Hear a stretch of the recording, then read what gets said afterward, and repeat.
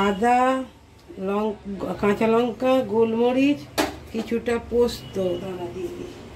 তো শিলে আমি বেটে নেব। এটা ধরিয়ে দিলাম।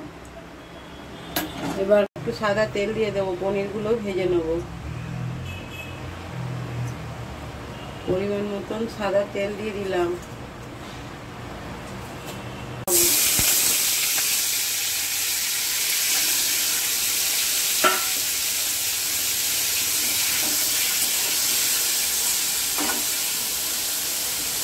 পনিরটা গরম হতে হতে একটু জলটা আমি নুন দিয়ে গরম করে নিলাম। পনির ভাজা হয়ে গেলে জল গরমে দিয়ে দেবো। পনিরটা আগে লাল লাল করে ভাজাবো।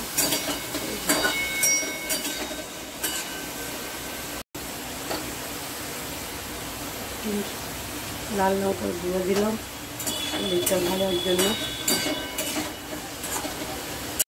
গরম জলে দিয়ে দেবো হালকা ভেজে। গরম জলে দিলে স্বাদ সব থাকবে। তেল দিয়ে দিলাম।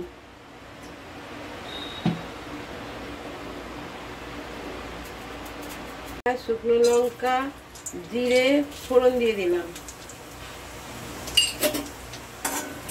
ফোড়নটা থেকে ভাজা ভাজা গন্ধ বেরোলে আলুগুলো দিয়ে দেবো।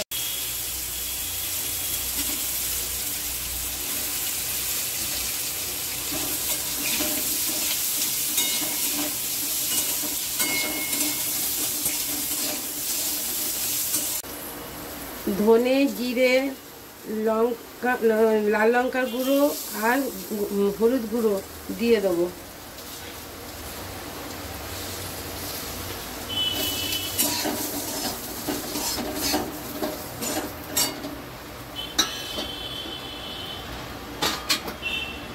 একটু জল, মশলার জল একটু দিয়ে দিচ্ছি। এখানে পেস্ট আছে আদা, কাঁচা লঙ্কা, পোস্ত, গোলমরিচ বাটা, এটাও দিয়ে দেবো। দিয়ে ভালো করে কষিয়ে নেব।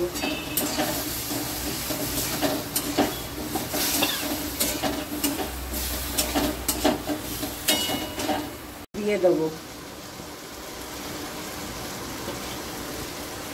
এখানে আমি দুটো টমেটো গ্রেট করে রেখেছিলাম, দিয়ে দিলাম। দিয়ে দেবো।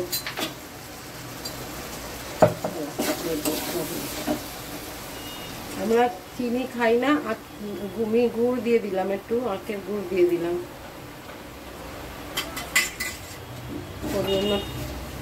মিষ্টিটা দিলে টেস্টটা ব্যালেন্স হয়। বন্ধুরা তেল ছেড়ে গেছে, এবার আমি পনিরটা দিয়ে দেবো।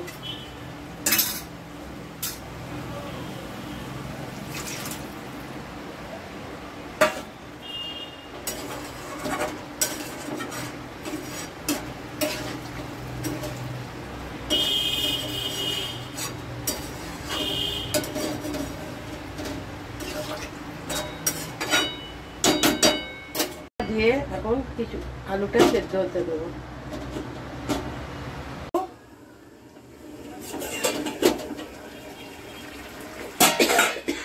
দেখুন বন্ধুরা, ভালোভাবে আমার আলু সেদ্ধ হয়ে গেছে।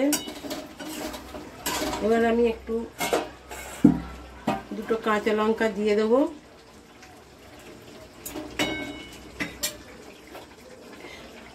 একটু ঘি দিয়ে দেবো। একটু ঘি দিয়ে দিলাম, হাফ চামচের মতন। একটু ধনে পাতা কুচি দিয়ে দেবো। একটু ধনে পাতা কুচি দিয়ে দিলাম।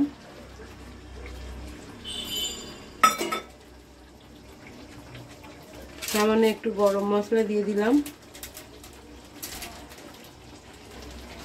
সামান্যই দিলাম।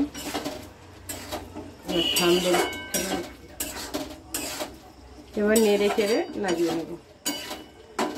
নেড়ে চেড়ে এইভাবে বন্ধুরা আলু পনিরের সবজি তৈরি করে লুচি, রুটি, পরোটা সবার সঙ্গে খেতে পারেন, ভাতের সঙ্গেও খেতে পারেন। দেখবেন ভালো লাগবে।